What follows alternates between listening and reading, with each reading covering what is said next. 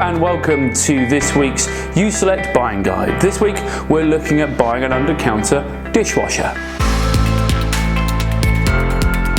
Number one, you need to be looking at what size you have available. Most machines are either 400 or 500 mil wide. The rule of thumb is to go for as big as you can possibly fit in. Do try and think about if it's double skin, because that makes it more efficient, and do think about the noise that it might make as well, especially if that dishwasher is front of house. Number two, what size basket do you have? The important thing about that is to think about how many dishes you want to get through in an hour, because most dishwashers will have a 2 to 3 minute cycle. So at peak times, what do you need? How many people are you going to be serving? How many dishes are you going to be putting through? Question number three you need to think about: where is your waste water going? You need to make sure that your dishwasher is draining into is below the level that it comes out of the machine. Most dishwashers, if they don't have a drain pump, depend on gravity. So if the drain that the water is flowing out into is above the level that it comes out of the machine, it will back up, it will get very, very gloopy, and your machine will stop working. So how do you get past this? Use a drain pump. So you need to look for a model that has a drain pump. Question number four: do you need water softening? If you live in a hard water area, it doesn't matter what you're doing, you must have a water softener. Some models come with an integral water softener, and that's great, but you can also buy separate. Question number five: what water pressure do you have? It is actually very easy to work out. You get a large water jug, one which has measuring limits on it, so in litres.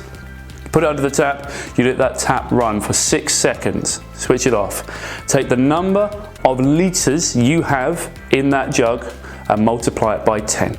If the number you come to is above 10, you have enough water pressure to run your dishwasher. If you have less than that, then you probably have less than the 1.5 bar pressure that most dishwashers need to run. If you don't have enough pressure, there's two things that you can have. You can have a water break tank, or you can have a rinse pump. Question number six: what power connection does it need? If it's in a 3-pin plug, that means it's on 13 amp, which means it has a certain power rating. If it's wired straight into the wall, that probably means it's a more powerful machine than 13 amp, possibly even 3-phase.